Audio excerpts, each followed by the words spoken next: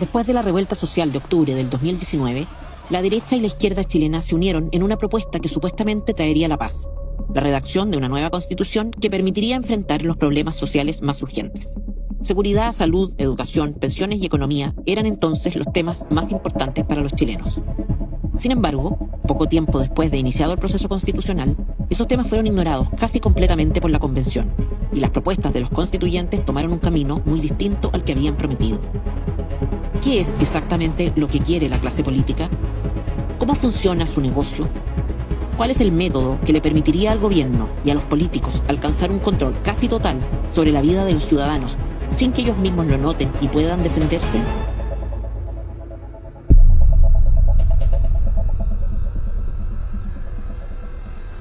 El estado de dependencia de una persona, ya sea por condiciones de pobreza, de enfermedad o de vejez, es un factor de riesgo.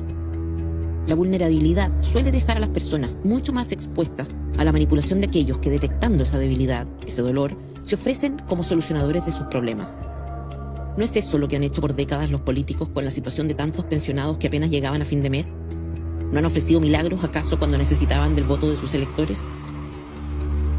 ¿Y cuál es la propuesta del gobierno y del borrador constitucional? En materia de pensiones, el borrador de Constitución garantiza, al igual que la Constitución vigente, el derecho a la seguridad social. ¿Cuál es la diferencia entonces que hace el nuevo texto? Actualmente, los chilenos tienen la posibilidad de elegir al administrador de sus ahorros. Es una libertad acotada y considera solo las AFP como instituciones acreditadas para tales efectos. Lo extraño es que el borrador no amplía esa libertad, sino que reduce las opciones a una opción única. En efecto, el nuevo texto constitucional señala que habrá solo un sistema de seguridad social público, es decir, un solo y único sistema y un solo y único administrador, el Estado. Las pocas posibilidades de elegir que tenían los chilenos se acaban. La pregunta es, ¿por qué razón querría el gobierno crear un nuevo órgano estatal, aumentar el número de funcionarios públicos y administrar esos miles de millones de dólares? El texto ofrece una nueva pista. Señala que el principio rector del sistema será el principio de solidaridad. Esto significa que los ahorros de los trabajadores no irían ya a sus cuentas personales, sino a un fondo común destinado exclusivamente a pagar de manera solidaria pensiones ajenas. No se hereda porque no es tu plata. Las sospechas son cada día más fundadas y las preguntas sin respuesta aumentan. El Estado administra los fondos de pensiones. Sí. ¿Por qué acusan de poco solidarios a aquellos chilenos que quieren tener propiedad sobre la plata que se les descuenta mes a mes de su propio sueldo? ¿Por qué los políticos insisten en la idea de que la única forma de solidaridad posible es aceptar pasivamente que eso que hoy les pertenece vaya a un fondo común administrado por ellos? ¿No hay acaso un chantaje y un conflicto de interés de parte de la clase política? ¿Qué es lo que se pierde con este principio que ellos llaman solidario y que en realidad es confiscatorio? Básicamente, 4 cosas. Se pierde la propiedad sobre los ahorros, se pierde la posibilidad de decidir quién los administra, se pierde el derecho a dejarlos en herencia y eventualmente el de hacer retiros como los del 10%.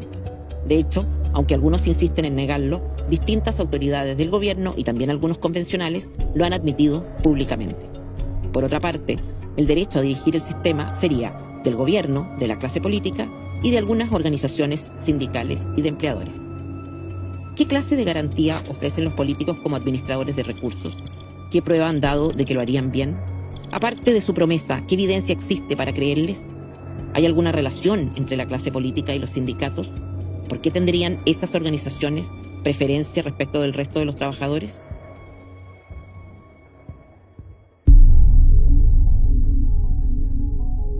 La propuesta del gobierno y de los constituyentes en materia de salud mantiene la misma lógica de un sistema único y estatal. El texto lo dice expresamente: el Sistema Nacional de Salud es de carácter universal, público, o sea, estatal e integrado. ¿Qué razón habría para la creación de un sistema único? ¿Por qué los constituyentes se opusieron a las normas que comprometían al Estado a cubrir la atención de las personas enfermas ahí donde mejor y más oportunamente pudieran ser atendidas, incluso en instituciones privadas si hacía falta? ¿Se trata quizá de tener un monopolio en torno a la enfermedad de los chilenos? Son preguntas que ni el gobierno ni los convencionales han querido responder.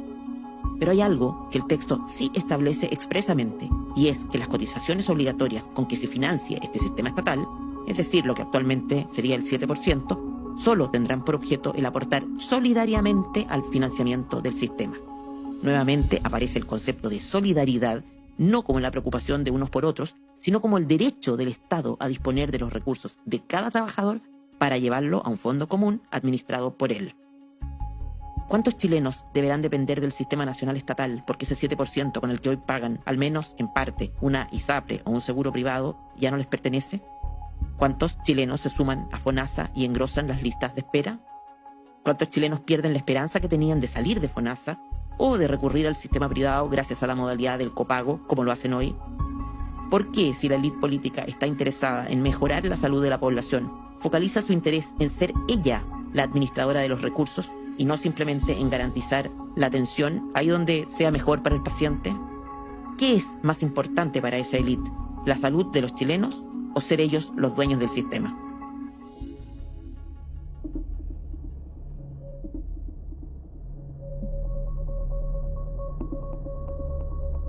Los recursos económicos son fundamentales para el poder político, pero no bastan. La educación es el instrumento principal de manipulación. El control de las conciencias no es posible sin un control completo y absoluto en materia educacional. Actualmente, en la red de Internet están disponibles los mejores libros de la historia de la humanidad. Los mejores profesores también pueden ser oídos a través de videos. Múltiples aplicaciones podrían ofrecer a cualquier ciudadano chileno oportunidades que antes solo tenían los más ricos. Pero nadie parece interesado en dar a conocer esta información. Porque ciudadanos independientes, capaces de hacer juicios críticos sobre el contenido que entregan los medios de comunicación tradicional y los gobiernos, no son electores obedientes. Lo cierto es que el nuevo texto constitucional hace prácticamente imposible salir de las coordenadas ideológicas del gobierno y de los constituyentes. Solo como ejemplo, establece como fines y principios de la educación asuntos como la interculturalidad o el enfoque de género. En otras palabras, niños chilenos deberían ser educados tal y como los constituyentes estiman correcto hacerlo. De hecho, el texto señala que la educación es deber primordial e ineludible del Estado. ¿Por qué y para qué el Estado, o más bien la clase política, querría hacerse cargo de la educación de los ciudadanos? La calidad se entenderá, dice el texto, como el cumplimiento de los fines y principios de la Constitución. ¿Por qué sería que cualquier otro tipo de educación debería considerarse de mala calidad? Luego, señala, las instituciones deberán regirse por esos mismos fines y principios. La libertad de cátedra, por su parte, se reconocerá siempre que se encuadre dentro del marco de los fines y principios preestablecidos por los constituyentes. La formación de los profesores, agrega, deberá hacerse en coherencia con los fines y principios de la educación. Lo mismo con la educación superior, deberá regirse por fines y principios de la educación. El sistema queda entonces completamente asegurado. Ahorros, cotizaciones para la salud y educación primaria y superior bajo el control monopólico del Estado.